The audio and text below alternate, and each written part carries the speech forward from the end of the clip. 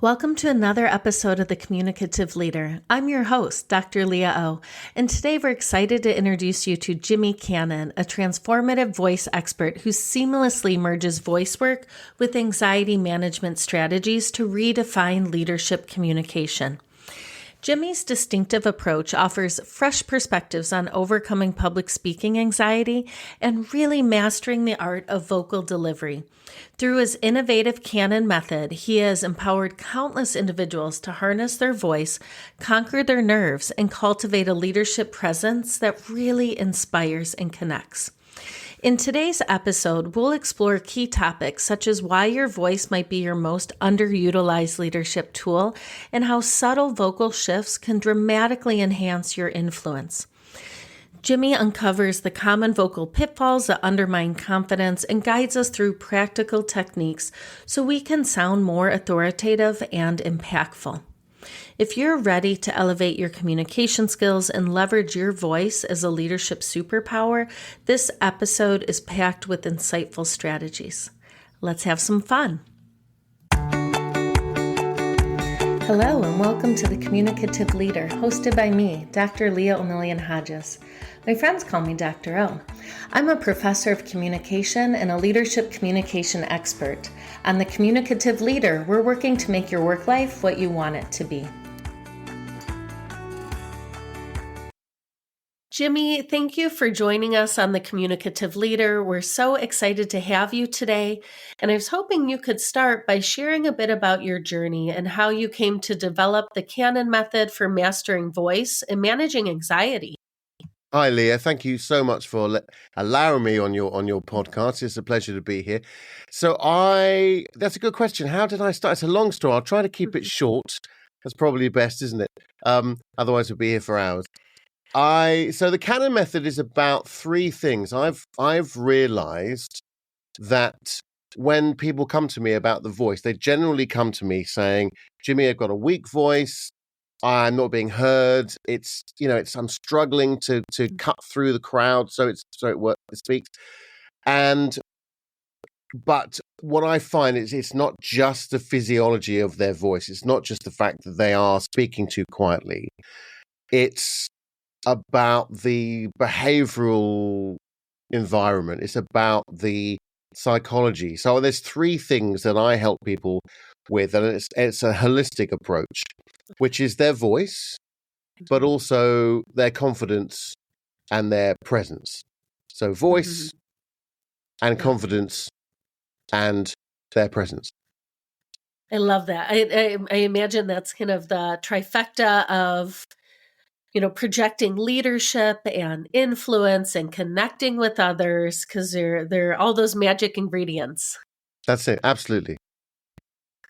So, Jimmy, you talk about the Canon Method, and I was hoping you could walk us through these core principles of the Canon Method and kind of how you help individuals transform their vocal presence and also manage anxiety at the same time. Yeah. Well, it depends on the individual. And it depends on what results they're looking for. But generally speaking, the voice is an incredibly, I'm hesitating and I'm putting a caveat out there in my mind because I know, and this is my imposter syndrome coming through probably as well, is that I know that you're an expert in this and this is what you do. And I obviously, you know all this. So I'm just going to put a caveat out there that you probably, a lot of the listeners and yourself know all about this as well. I'm just going to sort of, spill everything as if you didn't know. No, you are the expert. We know a little about some other things, but voice, okay. Jimmy, this is you. Okay, well in that case, I then I have the platform. That's great, wonderful. Yes. So okay, fantastic. So the voice is an incredibly powerful thing. And one example is that as we're elongating our vowels, as we're lengthening our phrase to give you a very simple example, the asympathetic nervous system will be told via the diaphragm, which is linked directly to the vagus nerve, that we can calm down. We can reduce the anxiety. We can mitigate the fight-flight response that we might be having when we're in a situation where we might find that we're feeling nervous or anxious to speak.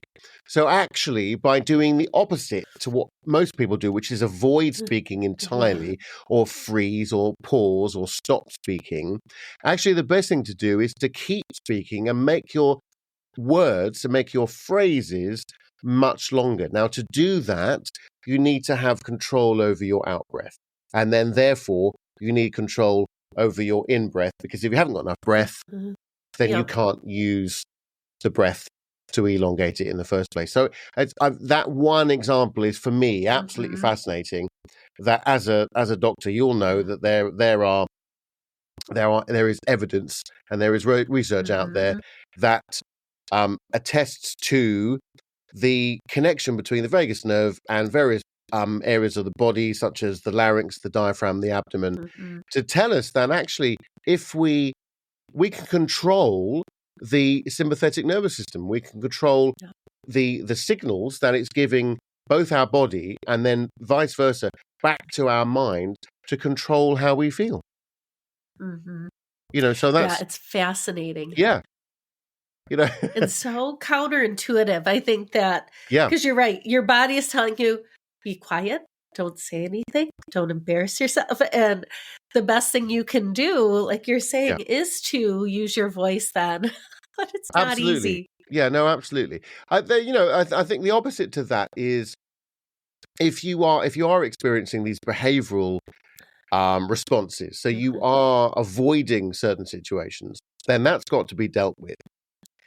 So that's really the confidence issue. That's the why are you avoiding these scenarios? So what I do there with as well as the voice, so by improving your vocal skills and your instrument, which is your voice, you're then by definition and by factor going to be improving the confidence and how you sound and how you feel. Because a lot of people say they hate the sound of their voice, they just don't speak up because they really can't stand it. So I help people with that, but also I help people with the psychological aspects as well. So I ended up studying acceptance and commitment therapy, which is, I'm sure you're aware of it, but if you're not aware of it, then it comes from rational frame theory.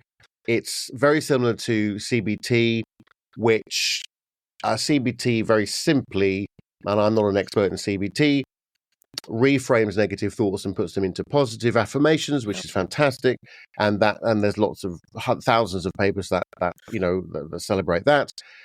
The ACT is something which is slightly different, which is about recognizing or being aware of these negative thoughts that are there and putting the energy back onto your values. So depending on what your values are, then the focus is on that. And so committed action towards your values.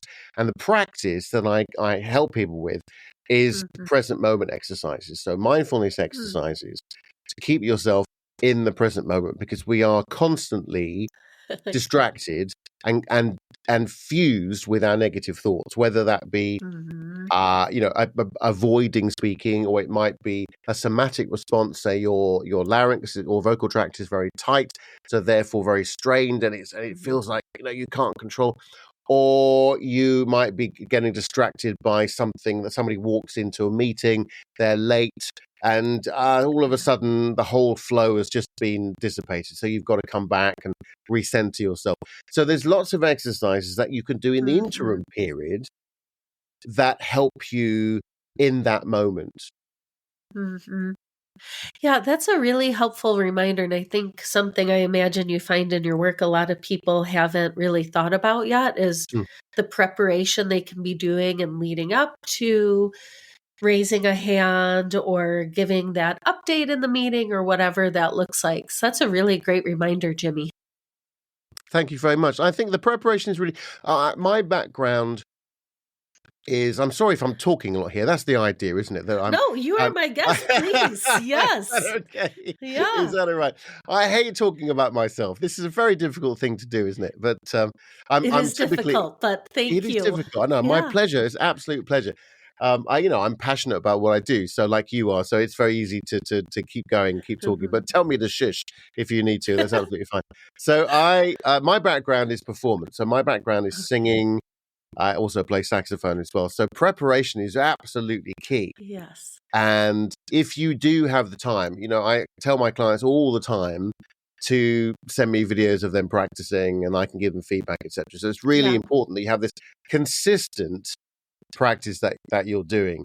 And so to give you an example, really, really simple but effective thing to do is if you are working on a pitch or presentation, then rather than, it's something that I used to teach my students all the time, rather than go from the beginning and start at the beginning and then keep going through it to the end and then just keep repeating that. Yes.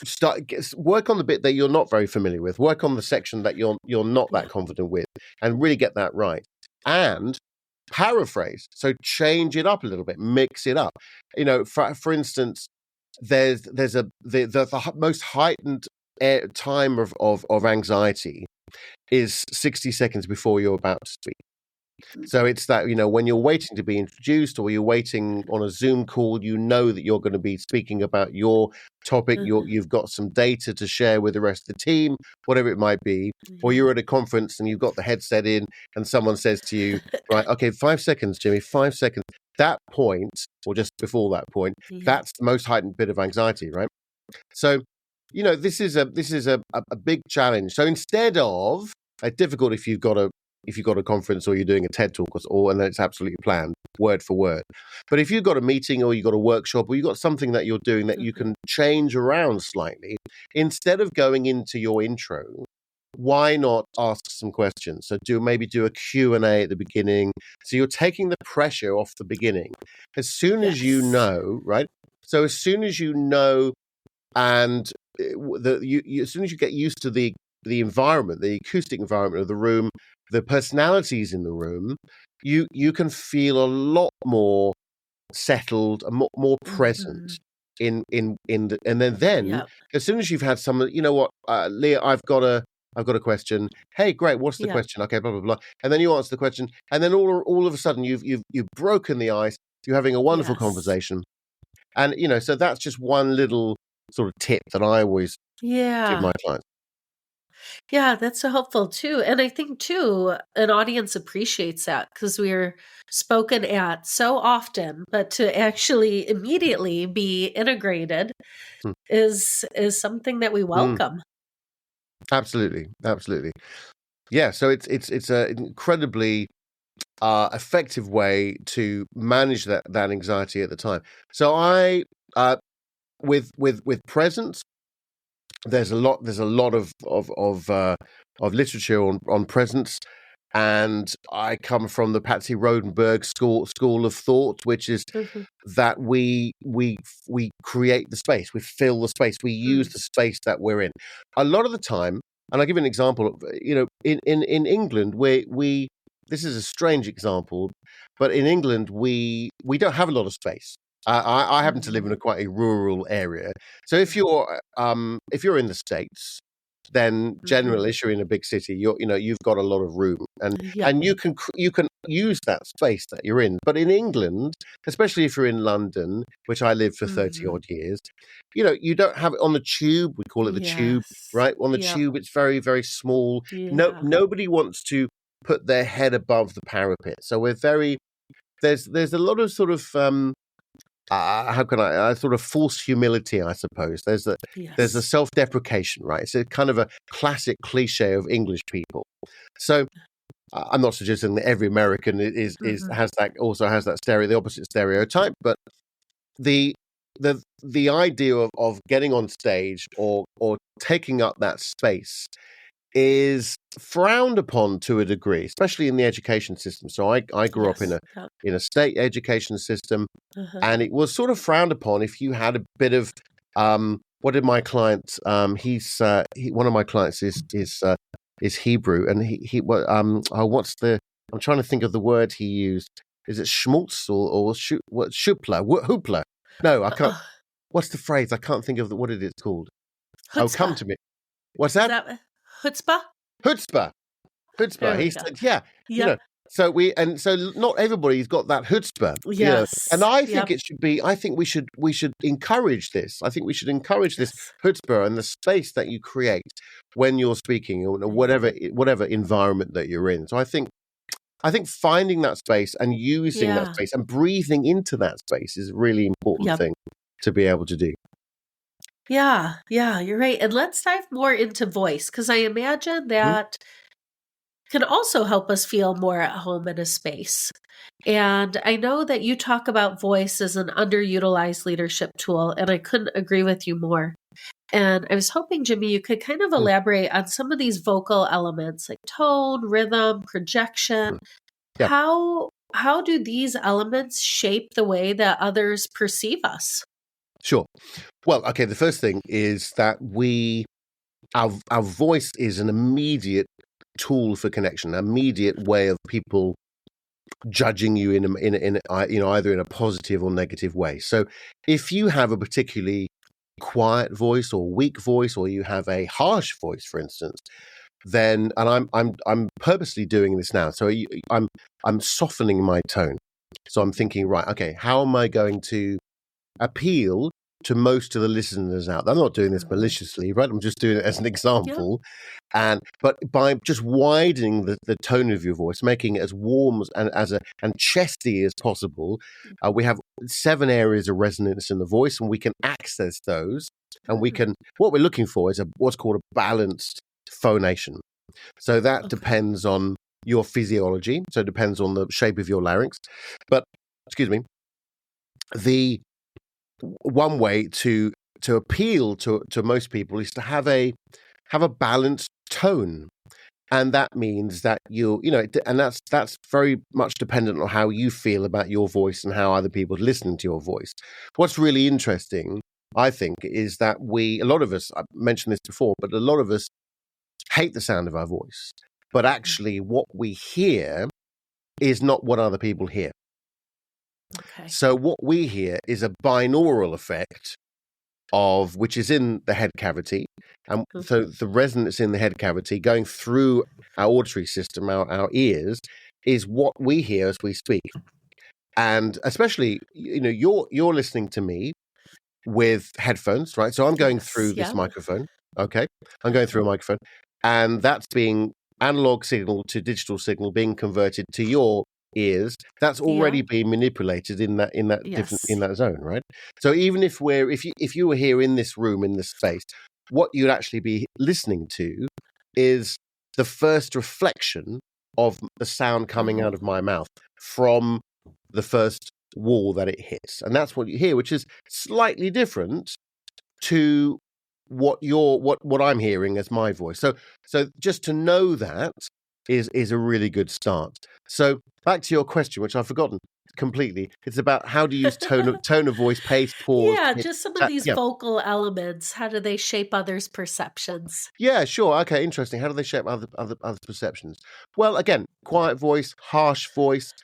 People are going to be judging you on the tonality of your voice. So if you're somebody that speaks far too quickly, if you don't use pace, pause, if you've got a particularly aggressive or feral or alpha male type voice, maybe you've got a voice that, unfortunately, if you're female, a lot of female speakers speak by naturally they speak in their head voice, so they're very high and they're not taken seriously, so that their credibility is lost. So I work with a lot of women that want to find more of a sort of a deeper sounding voice and unfortunately, the research shows that people with a deeper, more mellifluous sounding voice are respected more. Their credibility is noted, and it's just a shame that in this culture that we're in, that is the case.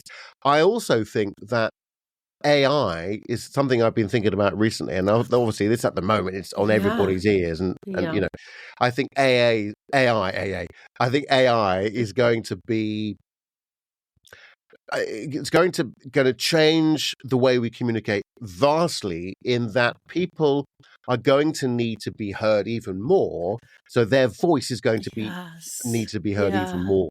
So I believe that we are at a point where we need to be able to communicate through our voice, our desires, our message, etc.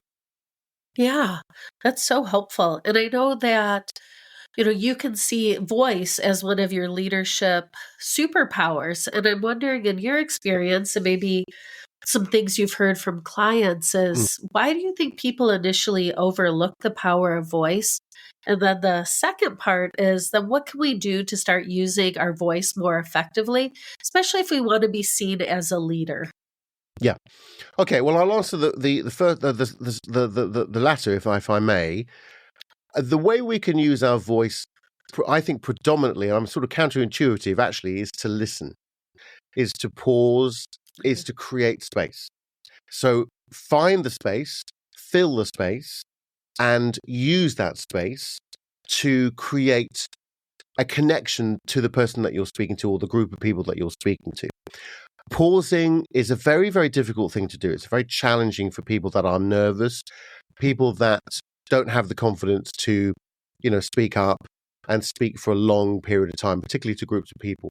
So by taking a breath and using that pause is really, really effective. So leadership wise, I believe that saying less is more, very similar to music and how you might compose, or how might you even not compose on the fly if you're improvising. I come from a jazz background, so less is more, and really spending time and finding that space to really compose, if you like, what you're going to say. So by listening, by taking the breath to show that you're listening, and then to use that space in an effective way to speak in a very efficient and simple prose. Yep. I think Yep. that's to I answer your couldn't agree more. You're right, right, right. right. Yeah. That's the, Yeah. the longer I've been researching and hosting this podcast, the more the simplest advice is the most effective Hmm. 9 out of 10 times, Yep. because it works, Hmm. right? And I think too, even when we're looking at our voice as a leadership superpower, Hmm. recognizing that if we're not listening and engaging in meaningful ways, it doesn't matter how our tone is or how our pauses are if they're not, connecting with our audience. Absolutely. And I think as leaders and people that want to be in that field, in that industry, or not in that sort of how would I put it, in that dome, if you like. Yeah. We want our leaders to go from the other perspective to respect other people. We want to be respected. Yes. We want to feel that we're listened to and appreciated. And I think that's Mhm. really, really key for leaders to have that less or authoritative or less doctoral Yes. Yeah. approach to speaking. I think that's really, really key. Agreed. Mm. So, Jimmy, let's think about some vocal pitfalls. Hmm. And you kind of mentioned that many high performers might inadvertently undermine their own confidence through different vocal patterns. Mm. So, I was hoping you could kind of walk us through what are some common vocal pitfalls, Hmm. and then how do we identify them in ourselves and course correct? Yeah. So I think the biggest pitfall is to, and I'm trying to do this now the opposite way, is to produce a monotone sounding voice, right? Yeah. It's a bit of a cliche. I have basically a voice that is repetitive, whether it's monotone as in one pitch. And to give an example, if I'm speaking on a monotone sort of voice, it would be something like this. And if I'm speaking from the throat and it sounds a little bit tired and too shouty, then it would be something like this. And that sort of sound. After a while, the person or the group who's listening is going to tune out. They're going to switch off, right? Yeah. So we need to vary the three sort of pillars, if you like, of the voice. For me, are pitch, Okay. dynamics, and tone. So I've spoken a little bit about tone, and I often work with people with their pitch. So we use roughly 20% of our speaking voice that we can dip into, we can find. So generally speaking, there's another 80% or nearly an octave. So in musical terms, that's quite a lot that we can dip into and use. So that's I think fascinating that we don't use that. And generally speaking, because we're either, depending on where we're from, what culture we're from, we are assigned a sort of a limitation, if like a threshold of pitch, if you like, when we're speaking, a sort of a dialect of pitch. So when I'm working with my clients, I really encourage them to expand their pitch range. So instead of speaking on one level all the time, and it's just that drone going on, particularly in middle-aged men, probably. I don't want to cliche, give a stereotype, but it's very common. Thank you very much for coming. I've got a few words to say, and then I'll leave you to it. You're all doing very good work. Well done, everyone. That sort of sound, right? Yeah. I encourage them to really explore a little bit lighter sound, maybe, and they can go a little bit higher, and then they can come down if they want to. So having that control or access to a much higher pitch. Now, there's just very quickly, we've got, I could talk about this all day, but we have 4 main registers in our voice.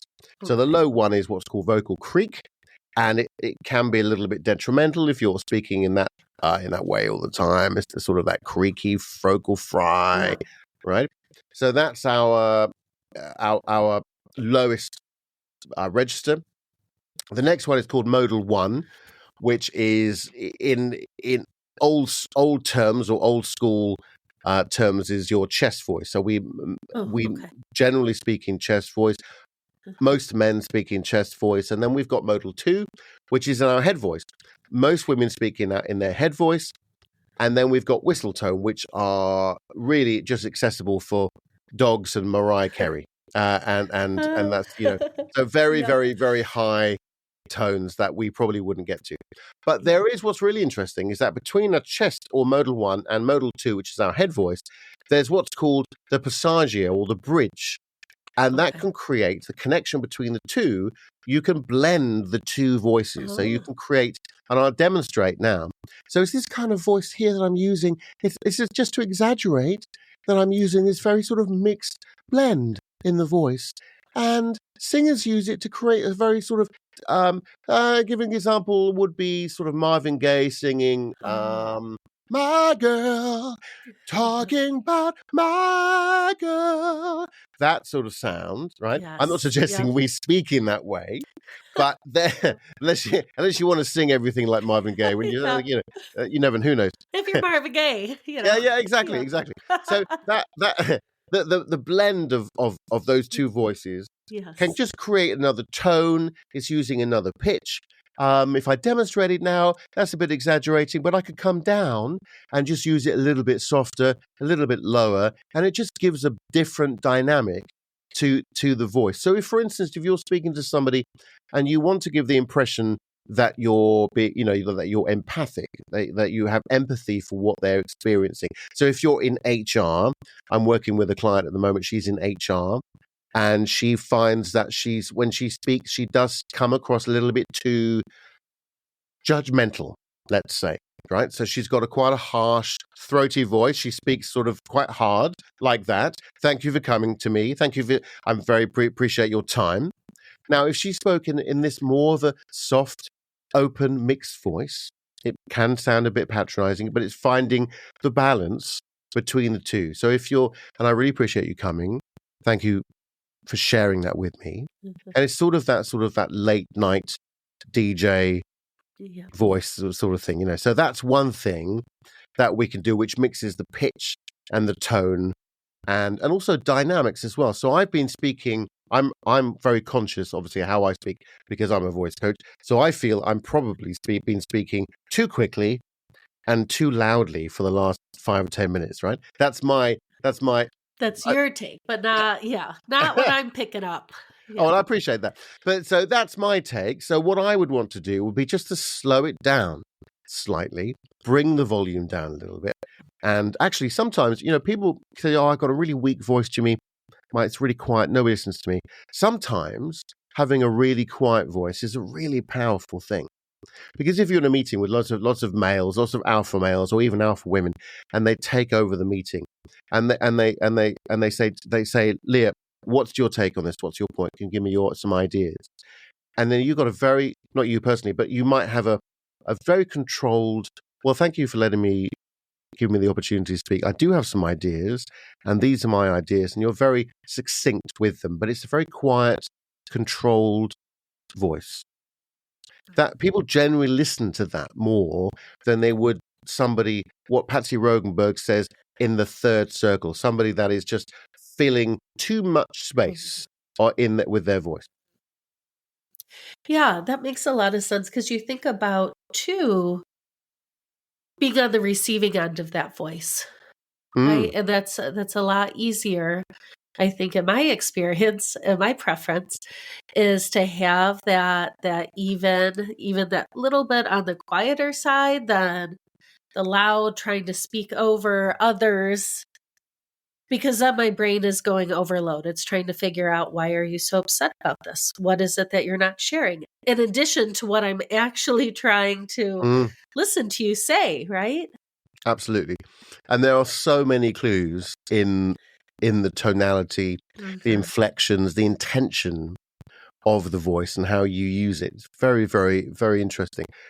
I'm very conscious of how I sound, how other people sound as I'm walking around where I live, in shops and restaurants. It's really, I find it really fascinating. Obviously, I'm slightly biased, but, I think it's a very, very powerful tool. And it's actually, I think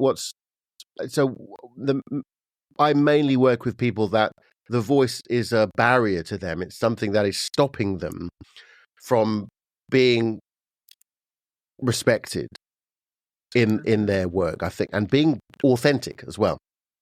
Yes. And I think that's really interesting is to find that authentic voice, because we all want to be, and we should be, as genuine as we can, not put on a persona just to please somebody. You want to please yourself and have that authentic voice. So if the voice doesn't feel connected to you, I think that's the key.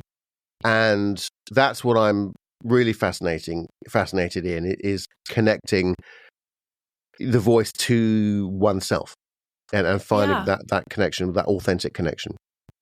Exactly. And that really becomes your bridge to the outside world. And it's funny. So I used to be an appallingly bad public speaker, and my voice, I would be so upset because I felt like it was betraying me, because it would be shaky and it would cut in and cut out. And if you told me I had a job, most of my lecture to 200 students at once. If you told me I had a job built around public speaking 20 years ago, I would have laughed at you and said that's not going to be possible.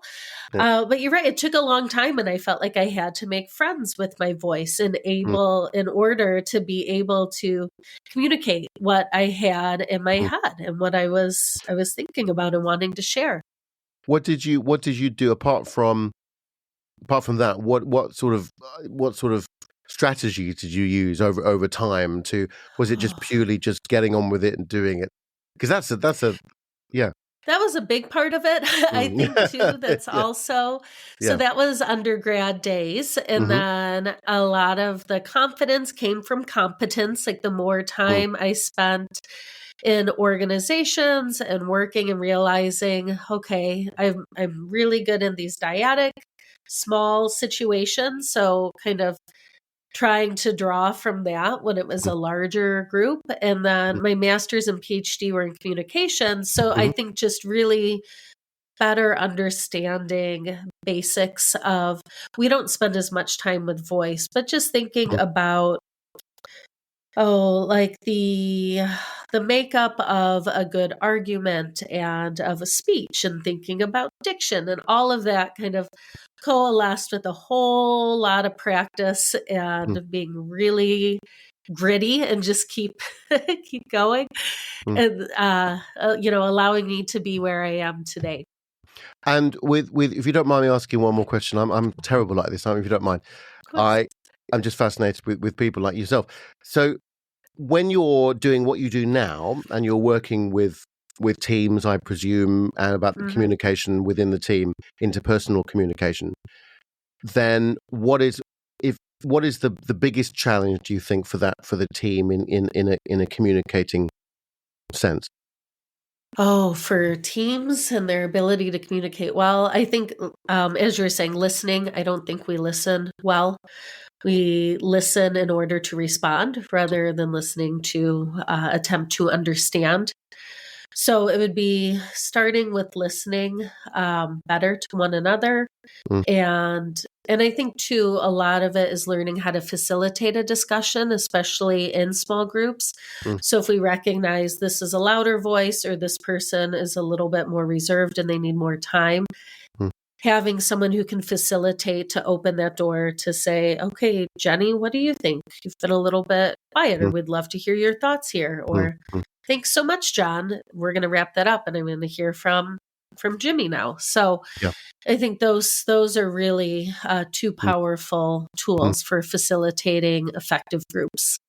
And do you feel that being a leader, part of your skills as a leader is to facilitate that situation? Yes. I think that to me, at the simplest root, leadership means to influence.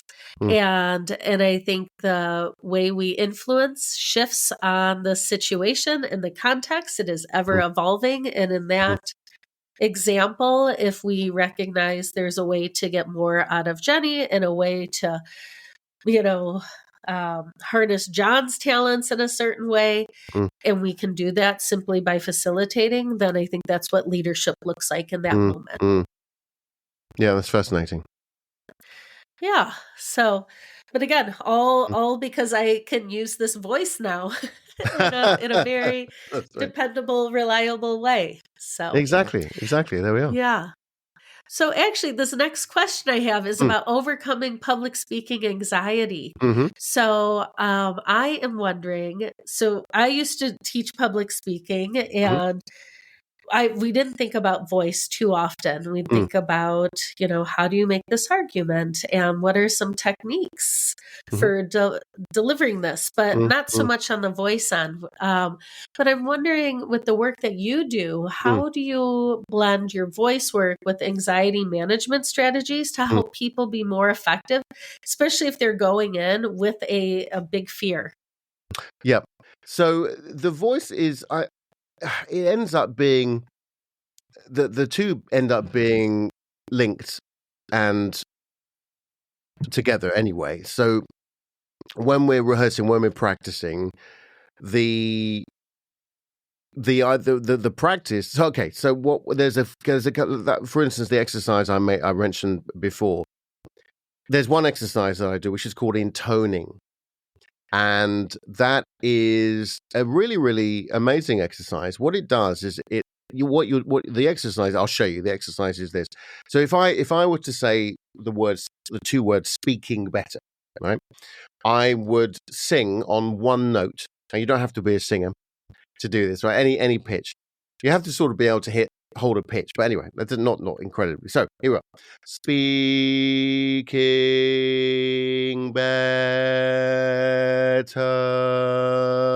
And what I'm doing is I'm slowing everything down like the Matrix. And I'm allowing my ears and my muscles and my muscle memory to feel and hold in the quality of the vowel sounds, because we generally speaking, when we're talking too quickly, we go over the vowels. We sort of we forget the vowels, and we just talk. We use mainly the articulation, our consonants, when we're speaking. So it's very quick. It's normally about that sort of sound, right? And so we normally forget the vowels and the quality of the vowel sound. So and the vowels are everything about the tone. It's the middle of the note when you're singing or when you're playing something. So it's not the top of the note, it's in the middle of the note and how long you can use that. So by slowing down. So this exercise just lengthens the vowel sound. So you're able to explore the color of that. So as you're doing that, we can use breathing. So that elongated breath. So the breathing and the breath is integral to reducing the anxiety. So by taking a long breath, so deep breath, I'm not going to do it for too long here, but taking a deep breath, as in the diaphragm needs to contract when you're taking a breath in, the belly needs to come out, the lungs need to expand. Most people take far too many short breaths, what I call upper chest breaths. So very deep breath in, using that breath as we're speaking, and the practice is to one pitch, just to open the vowels and open the quality and the color of the vowels. Now, the deep breath releases endorphins and reduces the heart rate.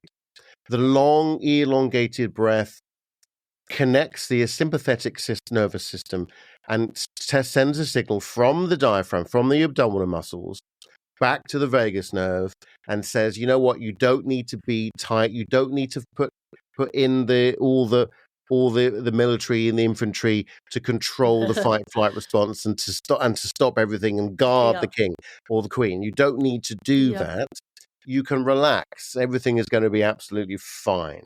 So by slowing down your rate of speech and elongating and opening up the vowel sounds, actually mitigates the anxiety. So really breath and voice together is really, really key. It's really, really powerful. Yeah. And I always appreciate speakers who take their time. So I think it allows me to unpack what they're saying. And I think there's a level of confidence that comes with that. Sure.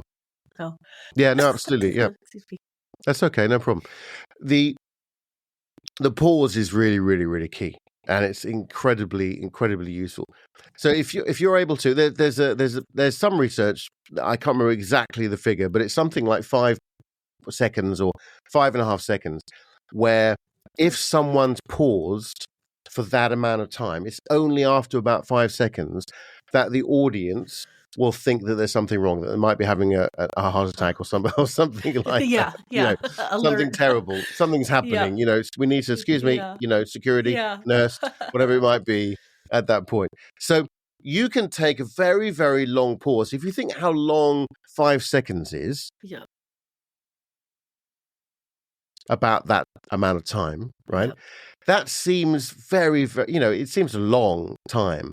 But if you think about how long you would normally take a pause for, so you can take a pause before you start speaking.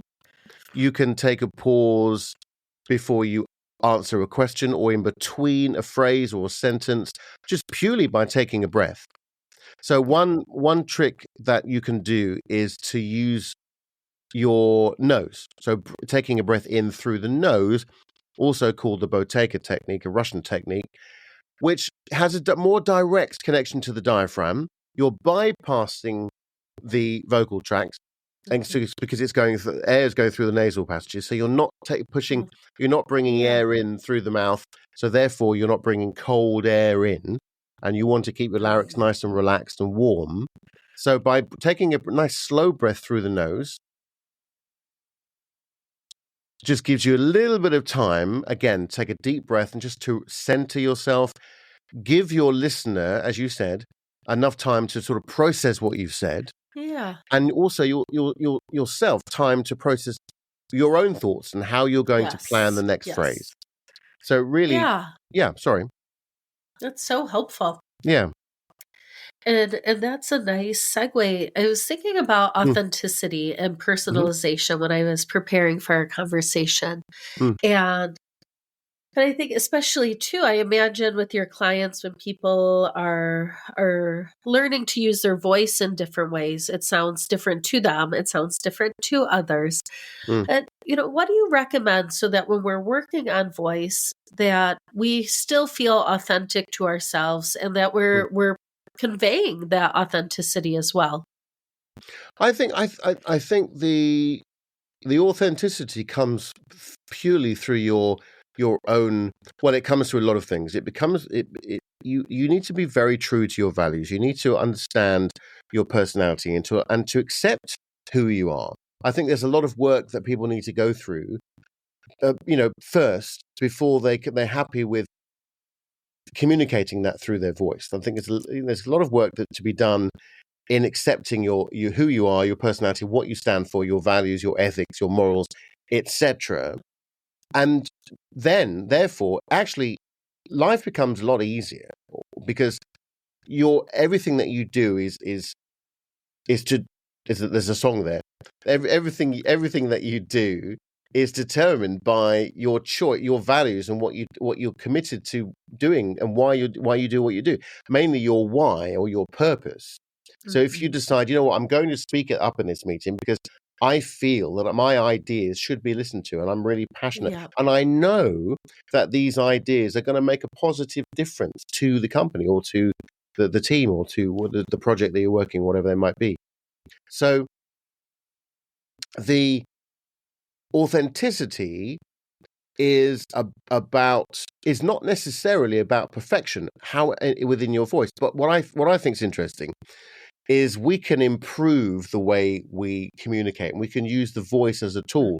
It is an instrument. All it's doing is accentuating our own personality. So rather than back off and avoid our voice, why not embrace our voice and the potential that it can do for you with your life and through your role in your business or in your business?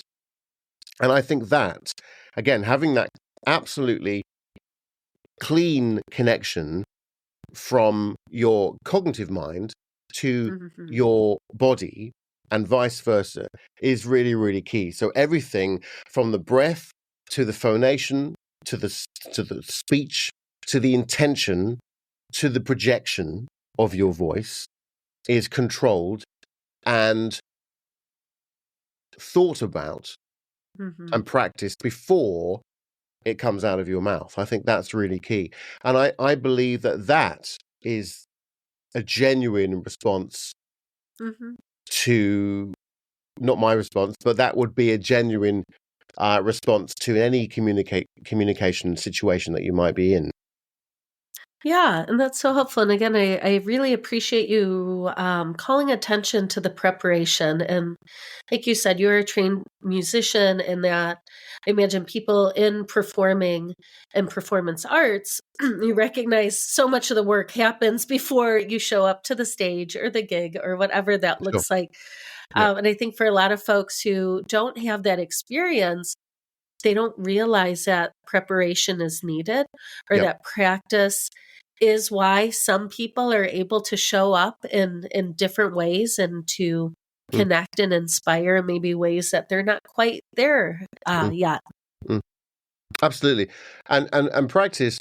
I mean, here's the thing. I think that, so I work with people that they've made a conscious effort to commit to either coaching or CPD, and they want to improve their life. They want to get a promotion. They want to be respected. They want to be less judged.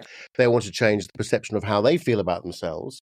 So part of that journey is committing to actions that are going to change that, are going to make that transformational change in their lives.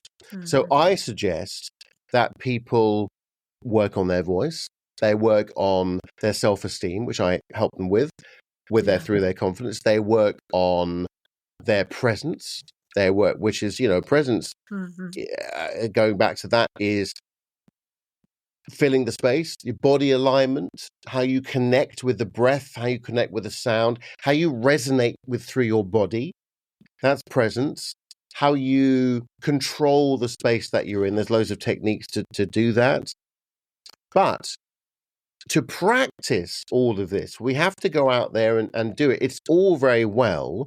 I'll give you the stereotype of a musician who practices for hours and hours in their bedroom, obviously when they're younger, maybe, or even still now, right? but never goes on stage or never plays with other people. Being part of being a musician, as it is with a leader and as is with a people who work in business, they have to work with other human beings. They have to work with other people. Being part of a musician is being part of a team, and you have to listen. You have to appreciate. You have to understand. You have to be able to respond in an appropriate way to a bass line or a groove or a melody or a vocal. You have to be playing around. You have to support the vocalist. If you're a vocalist, you have to listen to the dynamics. You have to lead the band. There's so many integral parts of being in a band. So I'm going off piece slightly, sorry, Leah, but the perfect. the concept is not to stay in your bedroom and actually to get out there and start doing some open mic nights or start going to jam sessions. But in the business side of things, the similarity to that would be to maybe join a Toastmasters group or start up a group yourself where you get the opportunity to tell stories, to put yourself out there. Start thinking, I'm going to hold a meeting. I'm going to chair the meeting. Perhaps if you have the opportunity to do that, give yourself opportunities to speak as much as you can in as many environments as you can, and that is desensitizing yourself to the environment that you're scared of, if you like, or you're worried to put yourself in that, so taking yourself out of your comfort zone.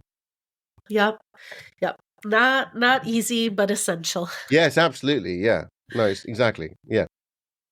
So Jimmy, I have two final questions for you, and they work well together. And this is how we end all episodes of the communicative leader. So our first part of the question is, what do you want to leave our listeners with, whether, a leadership or communication tip, advice, challenge? So it's for our titled leaders, our folks who are managers, directors, supervisors. And then the second part of the question is just, what do you want to leave employees of, all ranks across all industries with? Interesting. So I would say leaders and management,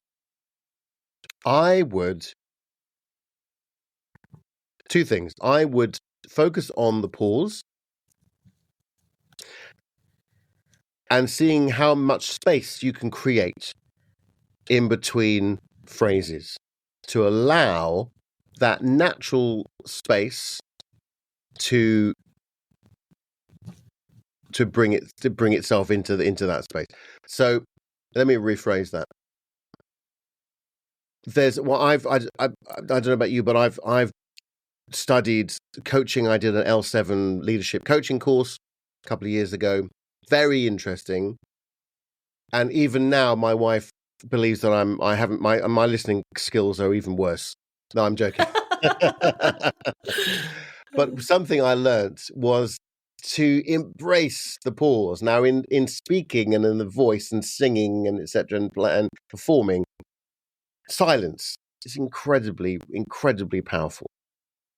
But in communication, the pause is really, really powerful, because if you're talking to a team member or a colleague and you want to find out more information, the best thing you can do is to shush and let them speak. And if you've got the confidence to do that, to ask a question, they answer, but it's normally a superficial answer. It's normally the surface answer, right? And then you want to get a little bit deeper. Then don't say anything for a couple of seconds, and they will more than likely either paraphrase what they've said, or they will continue on the same path, the same journey, and they will give you a lot more deeper explanation of what you wanted in the first place. And that's the answer that you get. So I think pause is really, really key. I think that the biggest thing that overall industries with communication would bear fruit to work on would be using tone of voice. I think tone of voice is incredibly powerful, and having access and having access to different types of voice that you could use in different situations. So whether that be a sympathetic voice or be a more authoritative voice or more projecting voice, that different tone of voices can really help in a lot of situations that you might be in. Yes, it is so much not necessarily what you say, but how you say it. Yeah. I was just thinking that when you were sharing that example, one of my kids is in kindergarten, Mm-hmm. and sometimes I volunteer in the classroom, and the teacher is a master with tones of voice, Yep. right? And recognizing, sympathetic or empathetic now, and authoritative now, and just, Yes. and there's so much to learn from that, because you Yep. recognize that you are, you're keeping people safe, but you're getting things done, and you're doing it while maintaining and strengthening relationships. Yes, very good. I like that. Yeah. And that's a tool that they've had to adopt pretty quickly, I would imagine, to keep Yep. control over the class. Yeah. Yeah, absolutely. Yeah. Fantastic. Oh, excellent. Well, Jimmy, I have thoroughly enjoyed our conversation today. I have learned so much. I know there's so many things I'm going to be returning to. And thank you for sharing your time with us and all of your expertise. It was an absolute pleasure, Leah. Lovely to meet you. All right, my friends, that wraps up our conversation today. Until next time, communicate with intention and lead with purpose. I'm looking forward to chatting with you again soon on The Communicative Leader.